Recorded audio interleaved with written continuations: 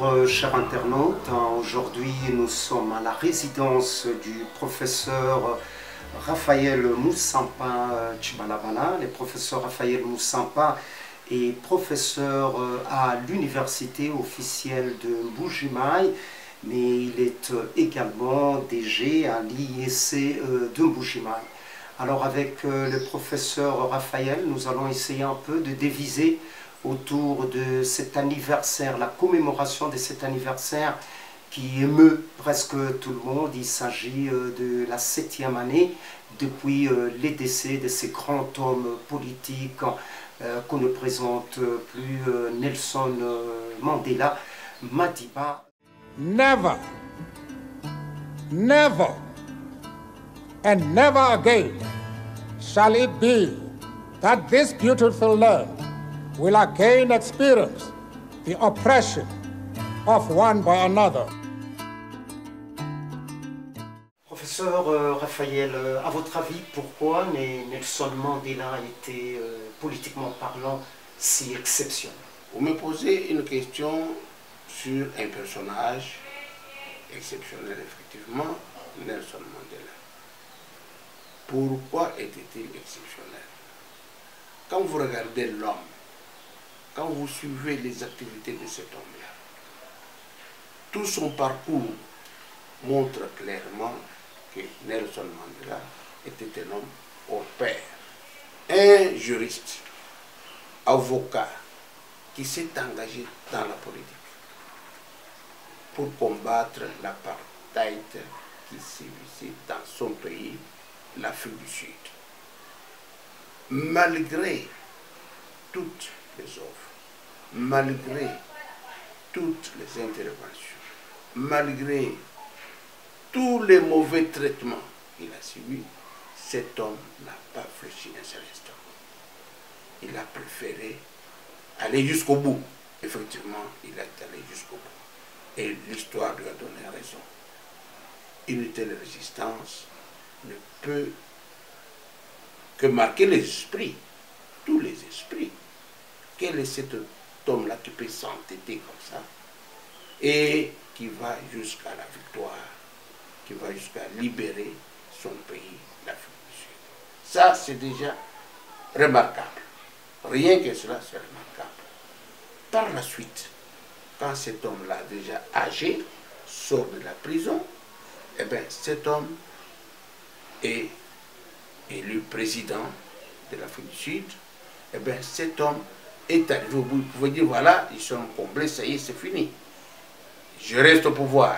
Mais cet homme-là s'est contenté d'exécuter seulement un seul mandat. Et après, cet homme se retiré de la scène politique. Ça, c'est aussi exceptionnel. C'est rare de voir un Africain se retirer du pouvoir de lui-même, comme lui l'a fait. Ça, c'est frappant. Ça, c'est unique jusqu'à présent. Et cet homme a compris c'est quoi la démocratie. Personnellement, peut-être que vous allez me poser la question, je retiens de lui la leçon de la démocratie. Mandela a donné au monde la leçon de la démocratie. C'est quoi la démocratie?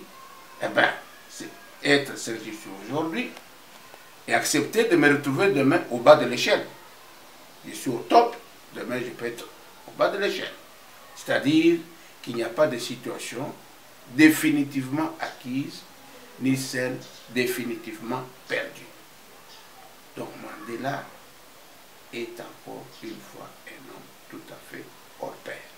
Professeur, c'est vrai que tout à l'heure vous avez donné une myriade des qualités par rapport à Nelson Mandela, mais à votre avis, quelles sont les qualités que manquent actuellement les politiques actuels dont ils devraient s'inspirer de Nelson Mandela, par exemple? C'est le contraire qui leur manque. Donc, ces hommes politiques, soi-disant hommes politiques que nous avons actuellement, surtout dans notre pays, la plupart d'entre eux ne sont pas des hommes politiques. Un homme politique, c'est quoi? C'est qui exactement? C'est un homme de conviction, un homme qui est prêt à se sacrifier pour ses convictions, un homme qui sait dire, voilà, il y a une ligne de démarcation, une ligne rouge qu'il ne peut pas franchir. C'est ça un homme politique. Pour ses convictions politiques, eh bien, il est prêt à les suivre. Tel n'est pas le cas pour la plupart d'entre nos hommes politiques ici. Non. Nos hommes politiques, entre guillemets, moi je les mets toujours entre guillemets, nos hommes politiques sont des prédateurs en fait. Hein? Pas plus tard, il n'y a pas longtemps, je récite Laurent Gbagbo qui disait, de son exil à Bruxelles, qui disait un homme politique qui est dans la politique et qui est riche, c'est un voleur. Un homme politique ne doit pas s'enrichir. Un homme politique est là pour servir. Ça corrobore ce que je disais tout à l'heure dans le cas de Mandela. Mandela a servi, c'est tout. Il n'a pas cherché à s'enrichir. Il n'a pas cherché à amasser des millions, des milliards, comme c'est le cas, comme nous le vivons avec nos soi-disant hommes politiques ici. Ils amassent de l'argent, ils amassent de... Il faut même du commerce. Est-ce que c'est possible? Laissez-moi voir ça. Ils font du commerce, et les femmes aussi font du commerce. Et vous les trouvez dans tous les secteurs du commerce du pays. C'est quoi? Qu'est-ce qu'ils cherchent? Qu'est-ce qu'ils cherchent? C'est un homme politique. Il se sert ou bien sert le pays ou il sert la population. Non, ce ne sont pas des hommes politiques, ce sont. Ces gens-là, je ne les appelle pas des hommes politiques. Ce sont des hommes d'affaires qui viennent s'enrichir et qui croient qu'avec cette richesse-là, avec cette fortune-là, ils vivront éternellement. Ce n'est pas le cas. Malheureusement, la mort est là pour nous tous. Et nous, tous nous passons. Donc moi, je n'ai pas de respect pour ces gens-là. Absolument pas. Professeur, vous brossez là un tableau bien sombre hein, de la classe politique actuelle, mais sincèrement, est-ce à dire que vous n'en avez jamais connu un qui se rapprocherait comme ça des qualités que vous appréciez tant chez Nelson Mandela? Si vous en avez connu un, qui par exemple? Je parle d'une manière générale, mais à chaque règle, il y a toujours des exceptions, dit-on. Effectivement, il y en a. Quand nous regardons dans notre pays, lorsque nous avons accédé à l'indépendance, nous avons eu des hommes politiques qui n'étaient pas des hommes politiques avides d'argent. Il y en a eu dans ce pays-ci, qui ont travaillé pour le pays, rien que pour le pays et pour la population. Et Joseph Kassaogo, par exemple, ils ont travaillé ignorant que l'argent existait. Cet homme-là qui partait en mission, avec les frais d'émission, puisqu'il reçu logé, il revient, il remet cet argent-là il le remet dans le trésor public. Ça, c'est nous aussi. Plus près de nous, on a vu aussi un homme politique, Étienne Tshisekedi, qui s'est sacrifié, qui a résisté jusqu'au bout. Il n'a pas du tout, il ne s'est pas intéressé à l'argent comme tel. Mais il avait un objectif, la démocratisation du pays. C'est ça qui l'a hanté. Et pour cela, il n'a pas lâché un seul instant. Il a combattu la dictature sous toutes ses formes. Avec quoi? Avec son stylo bic, tout simplement. Et voilà qu'il est arrivé au bout. Il n'a pas eu l'impérium, certes, mais néanmoins, il a obtenu la démocratisation du pays. C'est aussi un exemple que je peux citer, un bon exemple, n'est-ce pas, proche de Mandela.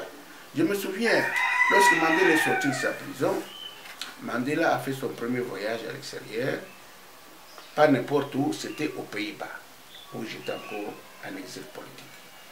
Alors, on demande à Mandela, pourquoi vous avez choisi de venir seulement aux Pays-Bas comme premier pays? Il dit ceci, c'est le seul pays qui a soutenu la lutte de l'ANC, de l'homme de la rue au gouvernement. Donc, je suis reconnaissant envers ce pays ici. Et il y a eu un grand joueur hollandais, Ruud Gullit, qui était à ce moment-là au sommet de sa carrière. Il a quitté l'équipe où il était, Sampdoria, en Italie. Il est venu pour offrir son maillot à Mandela sur le plateau de télévision. On demande à ces jeunes-là, Gullit, pourquoi tu tenais à voir Mandela à l'offrir ton maillot? Il dit, mais j'ai 27 ans. J'étais surpris d'apprendre qu'il y a un homme en prison, donc depuis que je suis né. cela mérite, n'est-ce pas, des félicitations de ma part. Ils lui ont donné le maillot et son trophée de cette année-là. Donc voilà un homme qui a frappé l'esprit de tout le monde. Et le lendemain, j'ai parlé avec un ami hollandais qui était dans une organisation. Il a dit, mais pourquoi vous ne voulez pas aider aussi le Zaïre comme on le fait maintenant pour Mandela? Parce que l'argent tombait. Il m'a dit, il faut que le Zaïre ait aussi un homme politique comme Mandela. J'ai cité le cas de mon chef politique, ce qu'il dit à ce moment-là. Il dit, oui, on observe encore, il n'a pas encore atteint, n'est-ce pas, les niveaux de Mandela. Bref, il y a eu cet homme politique dans notre pays.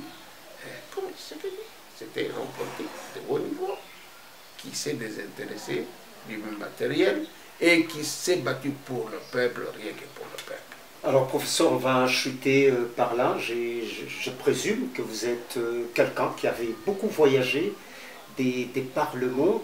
Est-ce qu'il vous est arrivé personnellement, comme ça, d'être confronté à une situation qui vous a mis au contact avec Nelson Mandela, ou avez-vous un souvenir personnel, particulier avec ces grands hommes? Je n'ai pas eu cette occasion-là de le voir physiquement.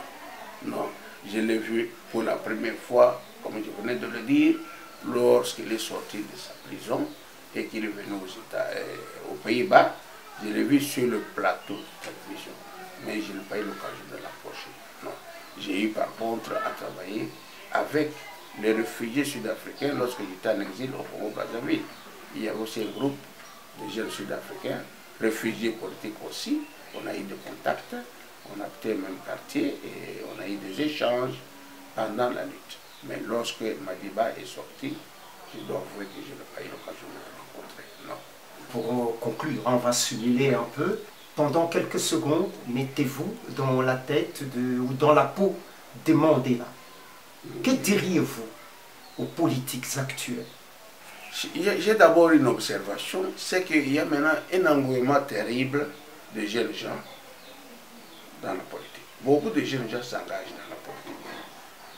Ce n'est pas mauvais, c'est bien, mais pour quel but? Certains, c'est pour tout simplement résoudre leurs problèmes de chômage. Donc la politique est devenue un refuge en quelque sorte. Pas par conviction, non. D'autres, c'est parce qu'il a un penchant pour tel ou tel politicien, tel leader, mais pas pour les convictions politiques. Qu'ils s'engagent dans la politique selon leurs propres convictions personnelles. C'est-à-dire, vous voyez comme ça, dans ce pays nous avons plus de 400 partis politiques. Mais ce n'est pas normal. Pourquoi il y en a il y en a trop même. Pour quelle raison? Qu'est-ce qui les diffère les uns des autres? Rien du tout. Tous ils disent la même chose, mais tout simplement parce qu'il y a des individus qui sont ambitieux. Ok? Alors ils vont créer leur parti pour dire la même chose que l'autre. Pourquoi? Parce que tout le monde cherche à se positionner. Pourquoi? Parce que la politique paye beaucoup. Et j'ai déconseillé aux jeunes gens qui s'engagent dans la politique pour ces raisons-là, d'enrichissement personnel. Ça, ce n'est pas de la politique. Engagez-vous pour des raisons fondamentales, n'est-ce pas? Pour que vous puissiez faire du bien à votre population et à votre pays. C'est ça. On est au service de la population, on est au service du pays. On n'est pas là pour soi, pour sa petite famille, comme c'est le cas actuellement. Hein, nous avons vu ici, sans faire d'amalgame, avec le procès que nous avons tous suivi ici, c'était des cousins, c'était des filles de ceci, c'est ça. Ça, c'est pas une politique. Donc les jeunes s'engagent sur la base de leurs convictions personnelles et avec comme arrière-pensée servir le pays, servir la population. Nous sommes dans la misère. Comment résoudre cette misère? Comment aider la population? Alors, chercher des voies et des moyens pour trouver des solutions. Aller maintenant dans la politique pour cela, pour servir, se mettre en tête que c'est pour servir et non pas pour s'enrichir. Au nom de James Mushia, qui permet à ce que nous soyons suivis en ce moment à travers les le monde. Je vous remercie pour avoir répondu allègrement à nos questions. Et vous qui nous suivez à travers le monde, je vous remercie pour avoir apprécié cette interview. Nous vous garantissons qu'il ne sera pas le dernier. Au revoir et à la prochaine.